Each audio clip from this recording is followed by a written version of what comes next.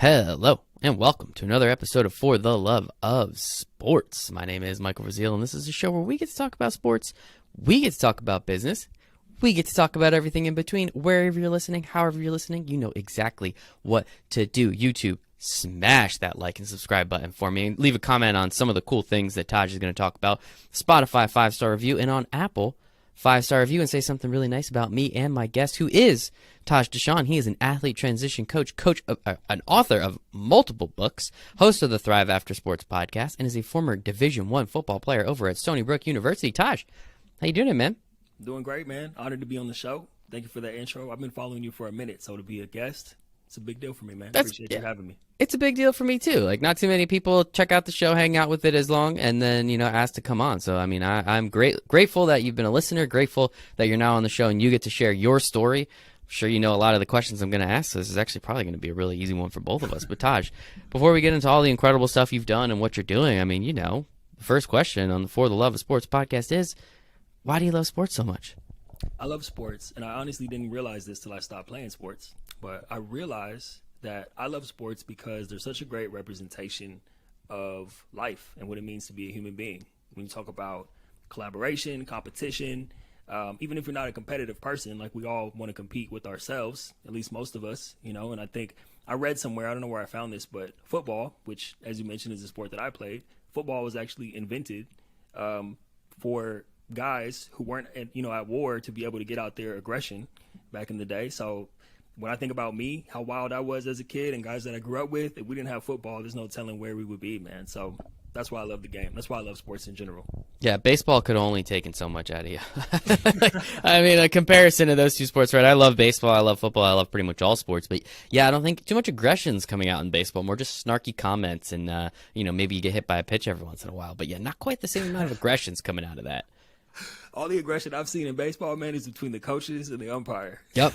Yeah, and that one time that Rougned Odor just absolutely dropped Joey Bats, that was pretty awesome. But other than that, yeah, it's not too much going on there. But no, I appreciate it again, you coming on and getting to tell your story, because I think with specifically, I mean, all athletes, right? I've interviewed hundreds of Olympic athletes, I've interviewed hundreds of other athletes, and everyone kind of always has a similar piece of their story where it's your career's coming to an end, whether you want it to or not. I mean, Father Time is undefeated, injuries, literally you can pick any of the reasons why a career ends. It's going to end. Even the greatest, Tom Brady, at some point, dude's going to retire. And honestly, he only looked okay this year. We can already kind of see the writing on the wall, right? So it's one of those things where no matter what, you can be the greatest ever. Your career is going to come to an end. And I think one thing that we always forget, right, there's that stat, what is it, like 92% of college athletes will go pro in something else, like a nice cute little, little tagline. Thanks, NCAA, for, not screwing that one up. But I think the thing is about that is those other athletes, and really all 100% of them, will come to an end with that sport, and that is kind of a traumatic point. I don't want to be like, a little dramatic about it, but it's very traumatic to most athletes because, like yourself, you played football for how many years, and it eventually comes to an end. Like, tell us a little bit about that, like, your football career. We don't have to get into stats and numbers, but I'm kind of curious, like, how long did you play? What was it like? As you said, you used it for your aggression, but once you got older, realized you could utilize it, go to college, and kind of take this and run with it for a little bit. What was it like when it then finally ended? Man, I started playing around 9 or 10, and the first goal was to just make varsity by the time I was in high school. Check that off as a freshman. Then it was to get a D1 scholarship. Check that off. And of course, the next goal was to go pro. Hell yeah. Quickly realized that wasn't going to happen for me right around sophomore, junior year. And so I kind of went into my transition out of football already with like this feeling of, damn, I fell short. Already this like feeling of, I'm not going to make it pro. What am I going to do with my life? And so I just kind of figured everything would work out like it always had. Because, when you're a great athlete, things come to you, people, opportunities, life's pretty much handed to you on a silver platter. And so that didn't happen. And I quickly found myself back home in my childhood bedroom with no idea what I was going to do, no job prospects, didn't even know how to put a resume together. Even if I did, I didn't know what I wanted to do anyway. I majored in eligibility. I got a basket weaving degree, multidisciplinary studies, whatever that is. So I was lost, man, and quickly just went into this downward spiral of depression. At the time, which I'm sure we'll get into, at the time I thought I was the only one going through this. I didn't realize this was something that all athletes go through, like you said.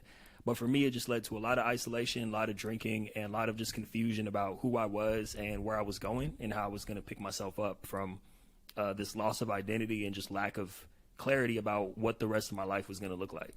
Loss of identity. I think that's an awesome way to put it. Unfortunate, but very awesome way to put it because yeah, like again, as you said, you were a star athlete. You go Division 1. I don't care what Division 1 school you're going to. You're going Division 1. That's still top 1%, right? Like we're not like you're not just some schlub, right? Like that is still incredible. I don't care what school you're going to, right? Whether it's Alabama or FAU or wherever, right? And I think it's pretty impressive. And once that is again taken away from you, it's unfortunate. Now I'm kind of curious, right? You said you kind of knew by your sophomore junior year you weren't going pro. Was that because they told you, like, dude, you don't have it? Were you injured? Like, what exactly? Like, I want to understand the beginning of, I guess we can call the spiral downward. It wasn't. So everybody always blames the politics. That's something you hear. Oh, the coaches this. Coaches didn't like me. Yeah. So I used that one in the past. It's cool. I used to use that too, man. These days, just I have to. With maturity comes, I just wasn't good enough to make it. Even if I had the perfect coaches and no coaching changes, like I don't think I was honestly good enough. Even if I had a great career at Stony Brook, because I know guys who did and still didn't make it. So that's just the reality of the situation, man. But as a young man, of course, everyone who makes it to the D1 level just assumes you're going pro until you get hit with reality and you're like, oh shit, this might actually not happen. That's kind of crazy. And so then you understand that, and as you said, you kind of start your transition a little early because you understand, hey, like there's almost like a countdown clock on this thing. What was it like when, like as you said, you just assumed things were going to come to you because they always have. So why would you not assume that at 20, 21? I mean, I assumed that. I was nowhere near a star athlete. I just assumed all good things would happen to me, and I mean, some did, some didn't. But like it's one of those things. Like, was there any point in time? Again, immaturity probably has a role to play in this. You didn't start thinking like, hey, like, do I go to the counselors? Like, you hear all these schools and how they tout how much they want to help athletes. And if you're not going pro, we want to help you go pro in something else. Was there something you needed to do on your end to take advantage of that? Did the school just not provide those benefits to you? Like, where was kind of the give and take there? I think, of course, with hindsight being 2020, I think, of course, there's things I could have done. I mean, I graduated in 2013, so, a decade ago at this point. The conversation around transition and, making sure those opportunities are getting in front of athletes and the universities are doing a much better job of making that happen. At the time, I didn't really hear anything about that. The coaches that were there at the time weren't necessarily too big on, helping prepare for life after the game. It was more so, you guys are here to play football. Despite what they tell you, you're an athlete student. Those were real conversations. That's awesome. See, we all kind of knew that, but at least right. I appreciate them being honest about it. At least lied to me, Yeah, exactly. Yeah, right.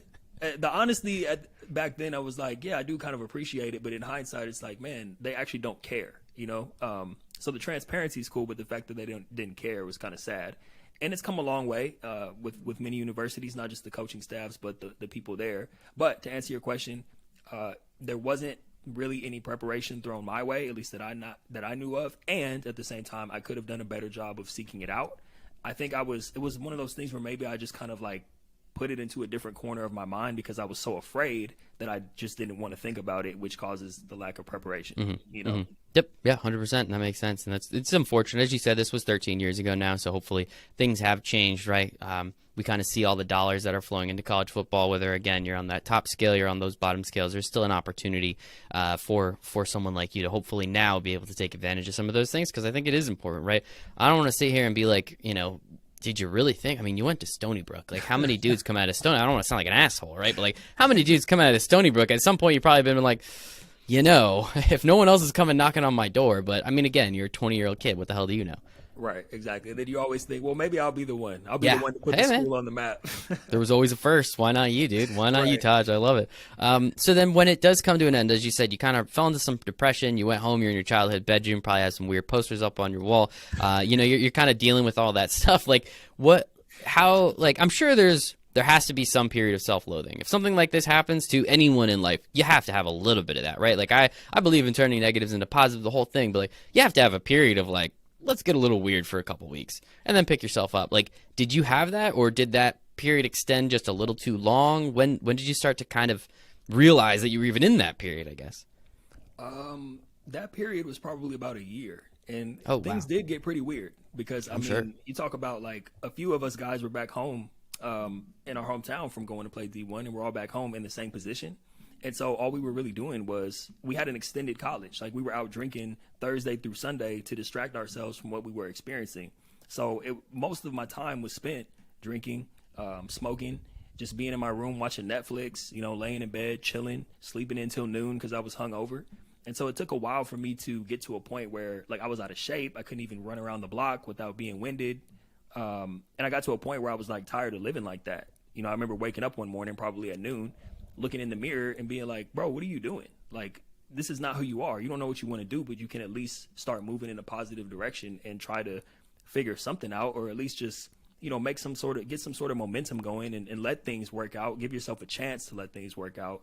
And that's kind of, where I ended up after that period of self-loathing, which lasted way too long, to your point. Hey man, it got you to here.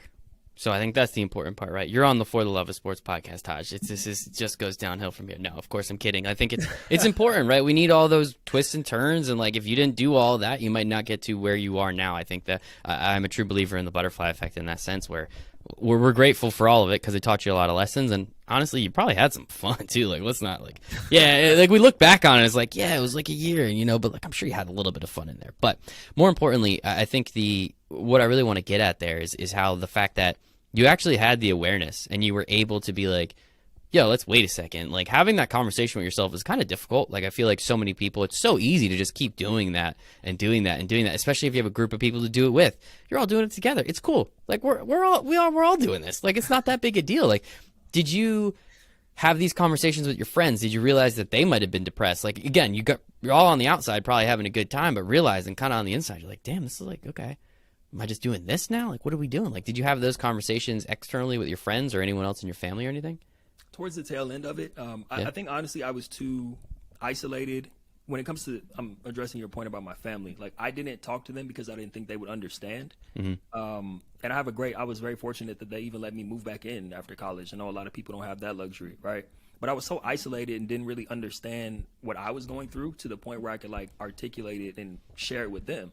And when it comes to like, former teammates and guys I was back home with, we all knew we were basically getting together, drinking, partying, and like complaining versus because we didn't have the emotional maturity to be like, hey, what can we do about this? Or like, how can we process these emotions? It's just like, hey, let's go pick up a bottle and try to distract ourselves from what we're dealing with right now and go hit the club.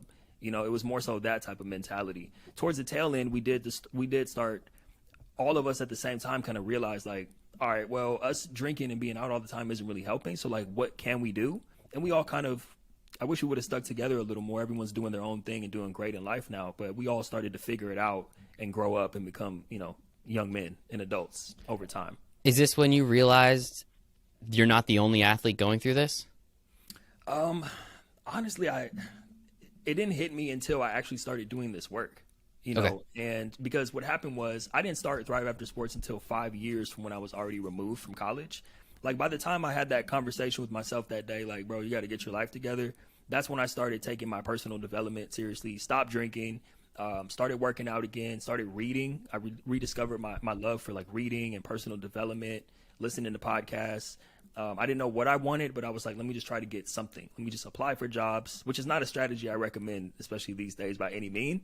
But it's better than what I was doing. It's better than nothing, that's for sure. Exactly. Like, yeah, one step in the right direction is more than 0 steps in the right direction. That's exactly it. And so what I was getting at is like after I started to pick myself up, started getting jobs, started like, making a little post-college career for myself, making money, steady income, all that type of stuff. I realized throughout the course of that 5 years while I was removed, I had a lot of teammates who were coming up behind me who were telling me the same thing, that they were still dealing with it. And then I hit a point eventually where it was happening so much and I was talking to so many guys and they were like sending people my way who weren't football players. And I'm like, oh, this isn't just a football thing either. Then I was like, all right, let me look into this and let me see if there's anything that I can do. And it was just that perfect storm of like, all right, this is a problem. I have a skill set that I've developed where I think I can address this. And also I wanted to do something that I felt I could make a bigger impact than I was making in my corporate roles. You know what I mean? 100%. And I think that's awesome. And you're starting to kind of figure that out along the way. You're realizing so much more about how you probably were able to look back and be like, oh, I wish I figured this out sooner. Me and all my buddies probably could have had that conversation. But as you said, emotional maturity kind of, it might not have been the same, but at the same time, I think it's still really important. And so when you start having these conversations with people, at what point do you start to be like, okay, I understand this isn't just a me thing. This is an all athletes thing in all spaces, right? Again, all these athletes have been treated like gold since they were 6, 7, 8, 9. They go through life. They're in college. They're not going pro, but there's really nothing after college for 99% of athletes in terms of the sports, right? I can go play beer league softball, but I was only JV baseball player in high school. Like, it was really not much. It didn't really matter. It was just something fun to do. When you start having conversations with all these people, when, like, what are some of these initial conversations like, right? Like, you don't have any training. You don't really, you're just kind of just, are you more just like a sounding board and just being like, yeah, dude, like, let it out, and I can just kind of tell you a little bit about what I did? I'm sure now there's a much more specific thing you got going on, but like, what were some of those initial conversations like?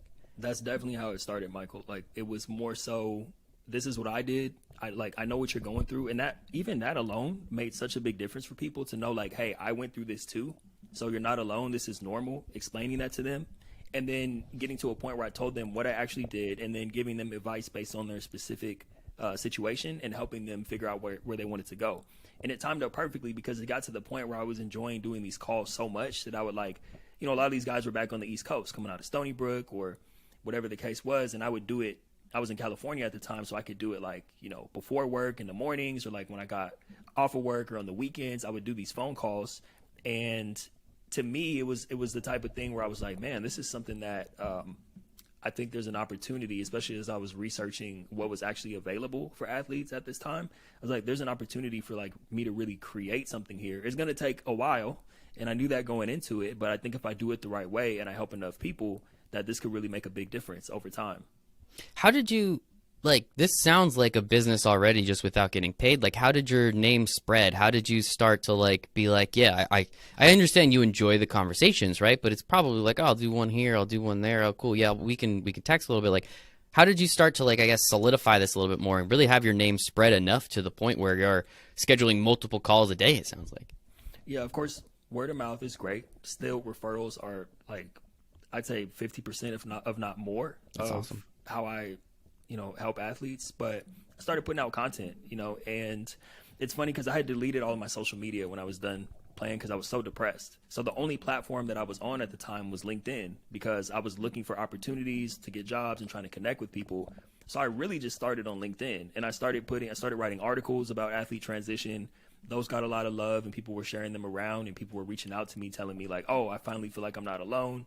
Started putting out videos, eventually started a podcast, which I started that in 2019. So I'd already been coaching a couple years at that point.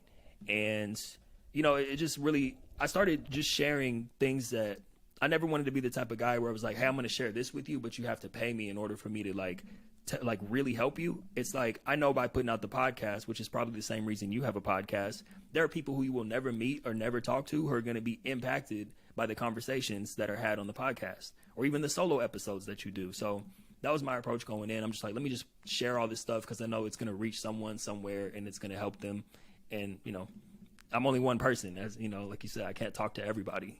Yeah, but if you're planting seeds of trees that you'll never be able to sit underneath, right? But at the same time, you're still able to help these people in some way, shape, or form, even if it's just 1%. I mean, that's worth the episode. That's worth the 100 episodes, however many you're up to at this point. Like, I think that's the important part, is that you're still getting that information out there. And oh, by the way, it's not a bad business development tool, right? You're able to interview people, get that information out there. There's a lot of awesome stuff that can come from it too. So I think that part's pretty important.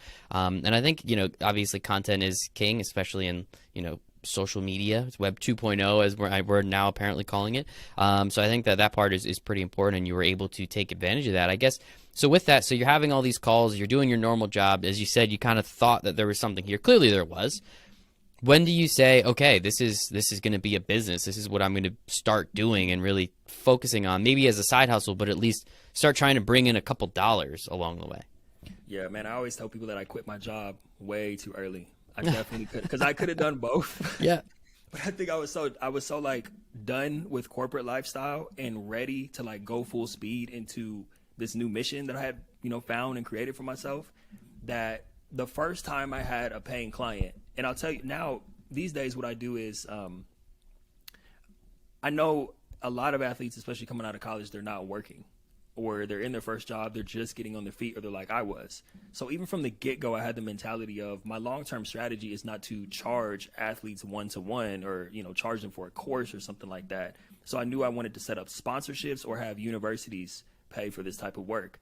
But early on, man, like I remember I had my first paying client. He was a former NFL guy, and he paid me $1,500 for 8 weeks, and I was like, I'm gonna quit my job, which was completely dumb because like I didn't see another penny for like 6 months. I was gonna say that that's not bad, but like that's also I don't know like a 2 week paycheck. Like Right. it's like So, that's like over 8 weeks. half a month paycheck. Like, yeah, for 8 weeks. Like all right, math doesn't work out, but that's awesome that you did it.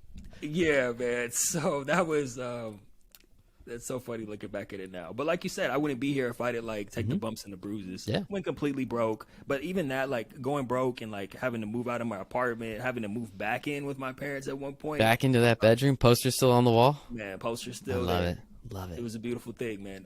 But that almost proved to me that I was willing Mm-hmm. to go through that because it was that serious. Like as tough as it was, it showed me like, oh, you actually really do care about this. Otherwise, you wouldn't have put yourself in this back against the wall position. And 5 years later, man, like I'm doing all right now, and it's because I've set up systems. So, but I'm sorry, man. You asked me a question. I feel like Dude, I have no idea. Whatever you answered it a great cool. way. I think that's important. And I also want to point out like the moving back into your parents' house 2 different times, the mindset that you're in both times, right? That first time it was, this sucks. I'm depressed. I'm going to go out drinking with my buddies. Like this is the worst. And now the second time is this sucks, but there's like a huge reason I'm doing it. And like the weight behind both of them is probably equal, but the momentum is significantly more on that second one because you were able to stop that first train, it looks like, obviously. But the second one, I think that's so important that you can kind of, I mean, I have only had to move back in my parents' house once, and that was because I came back from college. But like if I had to do it again, like I might have just gotten a job if, right? Like a lot of people, and like, I say that kind of kidding, but like, I'm sure a lot of people would have just been like, let me get a job and then I'll make this my side hustle. Instead, you said, no, screw it. Like I'm full steam ahead, like whatever it takes. And you moving back into your parents' house that second time, that mindset, that mentality was probably so significantly different. I think that's a really important piece of the story. Thank you, man. That's deep, Michael. I never thought about it like that before either. I never thought about how different the mindsets were, like between the first and the second time moving in. And just, what you were just saying about getting a job, most people would do that. I mean, I did pick up some part-time kind of odd jobs along the way, but I knew that I couldn't go back into like 9 to 5, drive, sitting in traffic, going to an office because I wouldn't have had the energy to be able to build. That's just how I'm wired. I knew myself. I knew I didn't have a choice but to like just try to make this work while I was doing odd jobs in the meantime, Totally, yeah. Get a waiter job. You can work a couple days a week here and there, make a couple bucks, rock with it. And so you got that first. I'm curious more about that first paying client, that ex NFL guy. We don't have to go into the people and their names, of course, but like what, like obviously, that must have just been so cool that some guy's like, yeah, here's some money. But what was your 8 week course at the time? Like what, like did you have it built out? Was this something you were working on for a period of time? Where you're like, if I was to do it, it would be week 1, 2, 3, 4, 5, 6, or were you kind of like, yeah, let's do this for 8 weeks and kind of learning along the way, kind of thing? No, so by the time I worked with him, I already had curriculum and a game plan. Oh wow, okay. Very cool. Because by the time I quit my job, I was already starting to build it and structure it the way I wanted it to look. Now, of course, coaching, just like any form of coaching, really, it can't be cookie cutter. Like, okay, it's week 1, we're gonna do this. Week 2, so a lot of it is coaching on my feet, still to this day. But I had a general roadmap and a framework for how I wanted to guide athletes through this process based on what I went through, based on those conversations I was having long before I officially started it. But yeah, to answer your question, I already had the roadmap set up, and I can go into it if you want. I don't want. Yeah, no. I was curious about that aspect and really finding clients, but obviously we want to like we've kind of been talking about it here for 20 minutes. You're an athlete transition coach, but what exactly what does that mean? What are you helping athletes with that you are a very, very important piece of their life for at a minimum 2 months? So it's tough because it's like the best example I could give you is almost a combination of a life coach and a career coach. But me, and this is just pure ego, man, like I never want to limit myself to those two things. Like, because I always say athlete transition coach is something very specialized and very specific that I'm helping with, that I came up with. But ultimately my goal is I want to never come to someone and say, so what are you thinking about doing with your life now? Like it's way too soon for that conversation. So understanding that there's a healing that has to take place because of that loss of identity, I address that right away and make sure there's no like mental, spiritual, emotional blocks that could hold us back as we continue to move forward through the process. So we do the heavy lifting up front. That's where usually, there's some tears on those calls. People really open up to me because they know I've been through it. So we address that stuff. And then once they're at a place where they're ready to fire on all cylinders again, like, okay, I'm excited. I know I have the rest of my life ahead of me. Let's get to work. Let's create. Then we go into like pure creation mode. Not just, I'll help someone get a job if they need to pay bills, but I'm thinking like long term.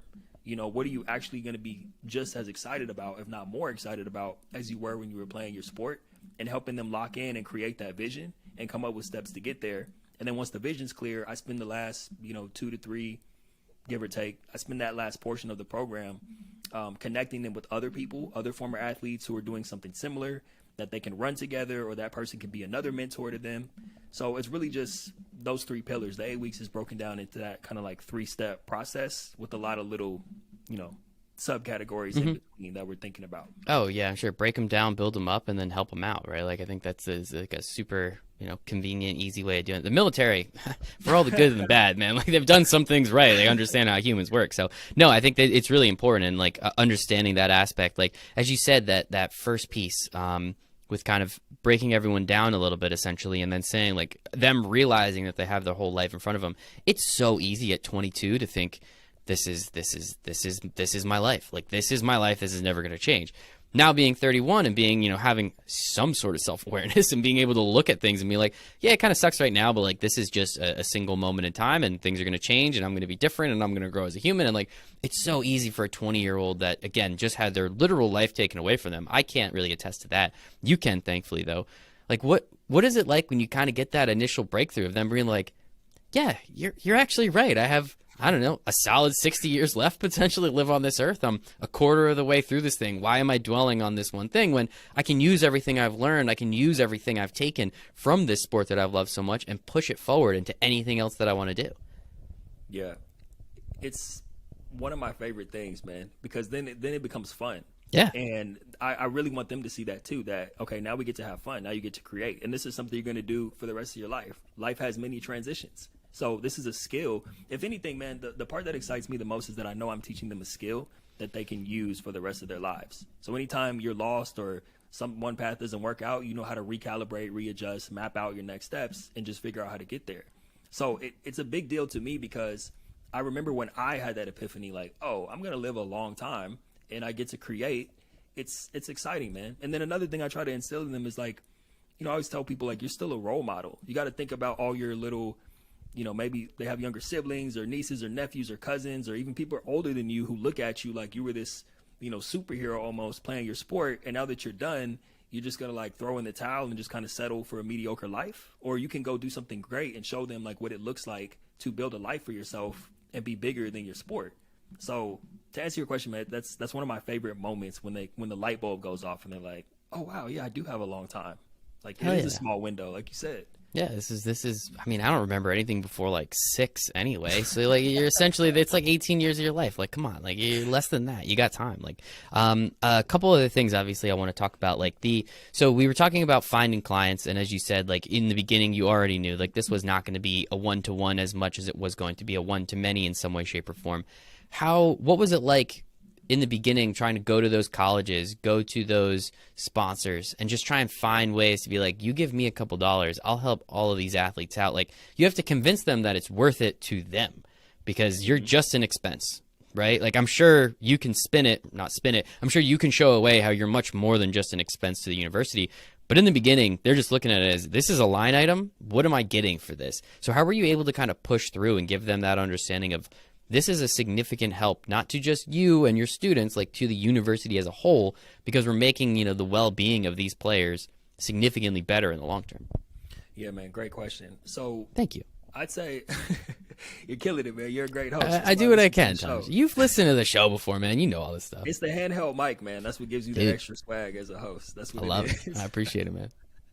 But I'd say even these days, man, a lot of my so I'll put it like this. Universities are not the bulk of where the clients or the sponsorships are coming from. I'm very fortunate that it's one of those if you build it, they will come type of situations. Meaning, really in 2017, athlete mental health, athlete transition wasn't really a topic of conversation. With each passing year, it's just exploded, especially with COVID and athletes not being able to compete. So more and more companies are popping up. More companies want to sponsor this type of work. And I'm fortunate where even nonprofits like Athlete Soul, I want to Shout out Miriam. shout out. Has she been on the show? I think so. Yeah, pretty sure. Long time ago. This is middle of COVID, long time ago. Can't tell you the episode. She's incredible, though. She is. And we actually connected around the same time. She was really just kind of getting Athlete Soul going, which obviously was tough because of COVID with fundraising. But we found out about each other, we connected, and it was like a natural fit for me to do coaching for her organization as well. So you see organizations like Athlete Soul, organizations like Athlete Transition Services, Jonathan Orr. He's been in the game doing workshops at universities for a long time. So it's very easy for me because I don't have a nonprofit. I'm self-employed. I'm just a one-man band. But for me to connect with these people and be able to contract my services, and I can have my coaching sponsored by money that's raised through nonprofits. Or if we go into a university together, instead of me saying, hey, I want you to cut me a check, we can go in and we can be creative with the athletic departments and find donors or, local businesses like a local bank who wants to have their name attached for PR purposes to do this type of work, and they can donate and pass it through a nonprofit. So everybody's happy. It's a write-off. It's win-wins across the board. And ultimately, the athletes get the type of help and services that they need. So that's what I mean by being creative. Yeah. And then aside from that, I still do have athletes who will pay me directly. A lot of them are like professional athletes, or let's say someone is making a great salary, but they hate their life. Like, hey, I graduated 5 years ago and I'm in a 6-figure job. I'm making good money, but I still miss the game. I'm still unhappy with where I'm at. They'll pay me directly, understanding that that money is going towards helping people who can't afford to pay me. I'll even have them, if they can't pay me directly, a lot of times what I'll do these days is just have them donate to the nonprofit, and then one of my nonprofit partners can pass it along to me. So that's been a structure and a formula that I found is it checks the box of my ultimate goal, like I said, which is to not have the athletes coming out of pocket, but making sure that I can put food on the table as well. Yeah, because if you're not making money, you're not able to help them, right? It's a pretty simple equation there. You need to make money to help as many people as you can. We understand how business works, but I appreciate your creativity and just trying to find any way to figure it out, especially now with I don't know how much you've had to delve into the NIL space of things, but I'm sure there's some businesses out there that would be willing to give these athletes money directly, right, for an NIL type sponsorship or a type deal where then they can kind of, be able to then pay you with some of that money in some way, shape, or form. There's a lot of ways that we can get into this now, thankfully, because the NCAA is, hopefully going away soon. Totally other conversation for another time. I think one thing that's really interesting is the universities. Okay, so I understand, again, I said it before, you're really just an expense. Again, heavy quotations, but in accounting, you're just an expense at that point. Right. How much are you, and again, you've only been doing this for, 5, 6, 7 years at this point? So 5 years. Yep. A lot of time to slow the come. And you're going to keep crushing it, Taj, and we appreciate you and doing what you're doing. I believe in preventative care, right? Getting ahead of the game, being able to help people before things are wrong. That's why I hate insurance so much, because they don't let you do anything before you get hurt. It's everything after you get hurt. So it's like, well, if you just helped me before, it would have been cheaper and better, and everyone would have been happy. So also another conversation. But how much are you trying to lean into that? Because that is obviously such an important piece. Just get these kids to understand, again, these sophomores and juniors who kind of know that they're not going pro. How much better would it have been for you if someone came to you at 20 rather than you having to figure it out on your own at 23? That hey, get this in your brain. This is coming whether you like it or not. So you kind of have to figure it out. Let me help you through this. How much are you trying to focus on that? Or is that something that you're really trying to focus on maybe in the future or something? Because I think that will be huge, and that is something that universities could really latch onto. I have a 2-part answer to that. I'll try to Hell keep yeah. it brief. No, dude, you got time. The first thing I'll say is that there are a lot of great people doing the preventative maintenance, as you put it, which is Very a great cool. way to phrase it. There are a lot of people who go in and speak. There are a lot of people providing resources. The problem is, as important as that work is, and maybe someday I'll have the resources and have team members around me who can address that on my behalf.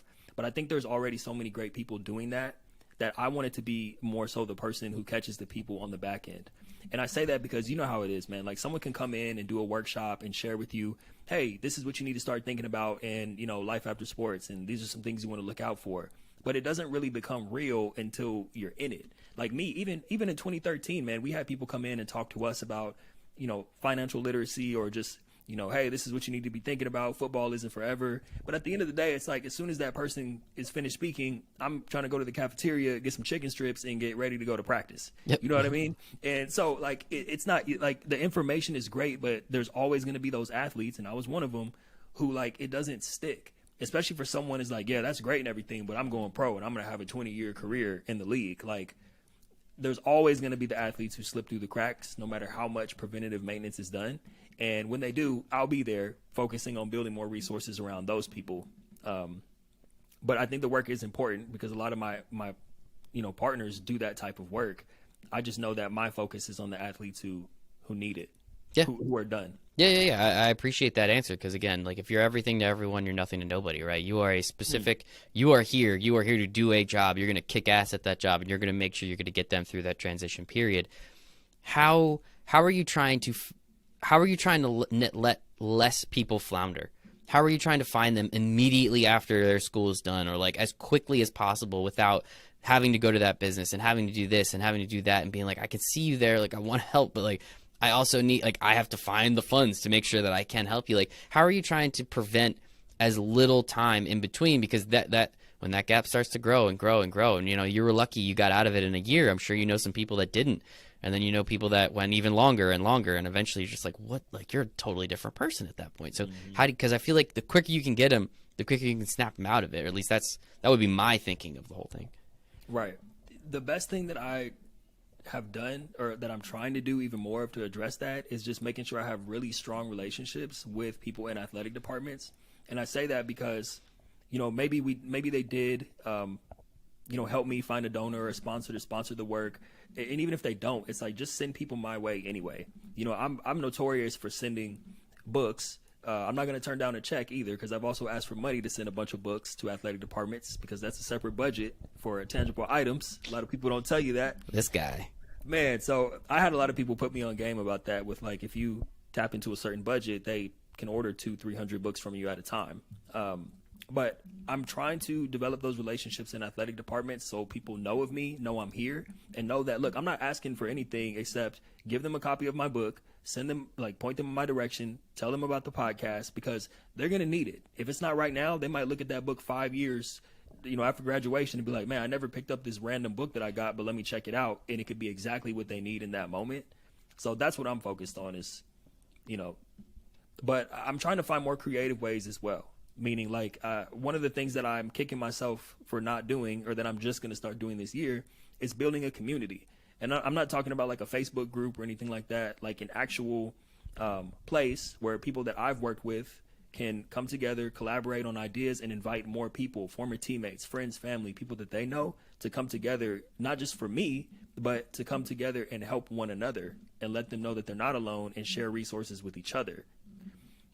That's awesome. I think you should make that a Facebook group if you don't have one already, because, like, that's a nice place to kind of keep everybody, and then be like, hey, this is the event that we're having this month. Here it is. You should come. Make sure you bring a friend, right? That makes a friend. Or Discord. Everybody loves Discord now. That might be kind of cool too. But no, I think that's awesome. I think it's important. And again, just finding more ways to get in front of more people is really the name of the game. And the more often you can do that, like networking. I just wrote a name down of a person that I'd like to introduce you to, who's pretty high up in college athletics, and there's an opportunity there, hopefully, that he can introduce you to all of the athletic directors. So, right, that's what we're trying to do here. The more people that you know, the more people that you can help.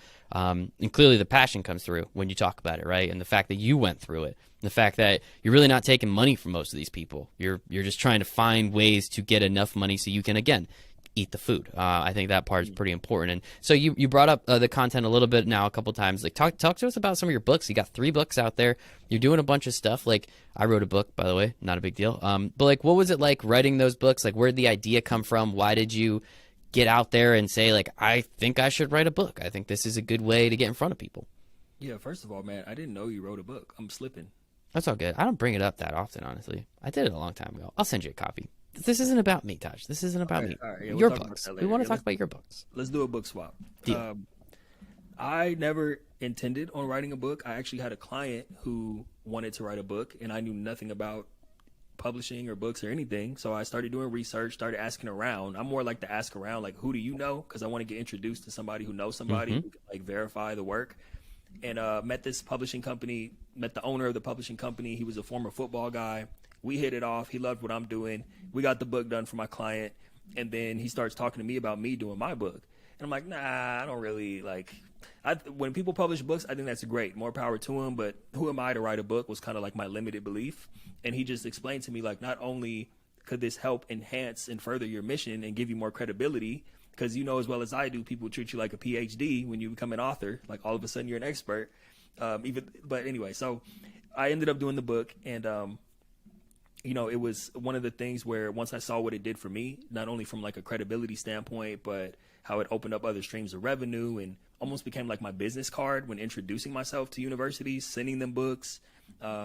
Once I realized the impact that it could have, because like I said, even if no one reads our books right now, they're still out there in the world floating around, and it could reach that person at that perfect time. I was like, once I realized that, I was like, I want to help other people do it, And so then I started coming up with like collaborative projects. Like those are the other two. I have a third one. So that'll be my fourth book technically. But one is the solo book, and then 3 of them are collaborative books where like myself and a bunch of other former athletes have come together to tell our stories, talking about different topics. But that's how those books came about, man. I really have had a lot of fun with those. And it's kind of cool because it's like I helped people become published just by being like, hey, I want you to come tell your story in this book so we can, help other athletes who went through what we went through. That's awesome. Yeah, it was a lot of fun when I did it, but it sounds like, again, the opportunity to write that with other people and be able to kind of talk along and get, hey, we're doing it you can help other people by sharing your story. I think that's the most important thing. And that's really why I started this show. Like, so many people can learn from all the incredible people I've had on, like yourself, like Malcolm, like I had Richard Jefferson on. Maybe don't learn as much. That one's just kind of a feather in the cap. But like, the opportunity that like there are so many cool people out there doing so many cool things. And if just one athlete hears about you, whether they reach out to you or not, like if they at least go to the podcast and check it out and see what's going on there, that's a win in my book. Like 100% a win in my book. And this thing's going to live on the internet forever, hopefully. That's the goal, right? So eventually someone will get there, and eventually it'll help at least one person. And I consider that a pretty solid use of 45 minutes of my time. I don't know about you, Taj, but it's totally worth it in my end. So, again, appreciate you coming on, man. I think this is awesome. You got the books, you got the podcast, obviously. So talk to us a little bit about, if you go on a podcast and don't talk about the podcast that you podcast, do you really even podcast, right, man? So, like, talk to us a little bit about your show, what you're doing, why you're doing it, how you're doing it, how often it comes out. Give us a little bit about that. That's good, man. That's funny. The podcast is not just me running my mouth. It's definitely started out that way. It was just like another content hub. I was like, oh, nobody's watching my videos on YouTube. Let me put them in a podcast. Bang. And of course, more people, as you know, more people listen to the audio than will watch your YouTube video, which makes sense. People are busy. Yeah. So that's why I started it. And like I said earlier, to reach people who I know I will never talk to, but to have that information floating out there. And what it evolved into over time was not just solo episodes, but interviewing, other great former athletes, them telling their transition stories, them giving advice, interviewing, especially people who are former athletes, but like have businesses or services that serve current and former athletes. So I'm now, it's like a platform to like tell other people about other resources they can tap into aside from hearing a great story about how they got through their transition. And then I interview clients too, man, not just for like, shameless self-promotion. Of course, there's a little bit of that there too. I want to let people know that what I'm doing is working, but it's also like I want people to hear the testimonials and interviews. Sometimes I'll even do like a full out interview with the client so they can also tell their transition story. Like I graduated 10 years ago. I can only tell my transition story so many times, but for someone who just went through it, it's just much more impactful to hear how that journey goes. So that's the podcast. It's called Thrive After Sports. Like everything else I do, it's available on all platforms. And yeah, man, encourage all your listeners to check it out. 100%. There'll be links in the show notes on YouTube and on the audio version for everyone to check those out. I think that's awesome. But yeah, man, do you have like a number of athletes you've helped or a number of people you've helped? Do you have like a ballpark? I'm kind of curious on the successes and some of the big breakthroughs you've had. Ballpark figure, I know it's over 100 and something one-on-one. When I was doing group stuff, I would have anywhere between 5 to 10 at that time. I've spoken at a couple universities and conferences too. So those are hard numbers to tally up, obviously. Yeah. But I know one-on-one clients, let's just say 100 plus. That's incredible. Then all the others on top of it that we can't really tally up. I'm sure, you've touched a lot of people in a lot of incredible ways, right? Just from that. But then again, the books, the podcast. And the thing about the books that's always funny, not to digress, but like I just get like a $14 check from Amazon like every like month or whatever. And she's like, dude, that means like 2 or 3 people bought the book. That's awesome. That means it's working. Like that's the goal. So it's always funny when I get those, and then I go and I buy a beer with it. So it all, Nice. yeah, it all works out in the end, right? Everyone gets what they want. But no, in sincerity, man, I love it. I think what you're doing is awesome, Taj, and you know how you're doing it. How can people reach out to you? How can they learn more about you? Again, everything will be in the show notes, but tell us where they can find you and start having a conversation. Yeah, thank you, Michael. Of course. Thank you for having me on the show. First of all, Pleasure's all mine, dude. I've been listening since Malcolm Lemon's first episode, and now you just dropped the third. Yeah, one. we just did the third one. Yeah, he's doing awesome man. stuff, dude. I love him. He's incredible. He really is. You can learn more about me just tajdeshawn.com. Exactly how it's spelled on the screen, Bang. or if you're listening to the audio, just you'll find, or just Google Thrive After Sports, Thrive After Sports, or Taj Deshawn. The website is the hub for everything. I'm most active on LinkedIn. I have a love-hate relationship with Instagram, but if you hit me up on there, I'll get you back. And all the books and my podcast links and stuff are on the website too. But probably just Googling Taj Deshawn or Thrive After Sports is the best way to go, and you'll find whatever you need. Beautiful. Love it, man. This has been absolutely fantastic. Appreciate the time. Fastest 45 minutes of your life, I bet. So I appreciate you there, man. One last time, Taj Deshawn, athlete, transition coach, author, multiple books. Again, you'll see the links for those. Host of the Thrive After Sports podcast, former Division I football player at Stony Brook. Taj, time's the only thing we don't get more of. Appreciate you giving me some of yours. I appreciate the audience for giving us some of theirs. But other than that, man, hope you have a great rest of your day. Appreciate it. Good brother. Thank you. Bye, everybody.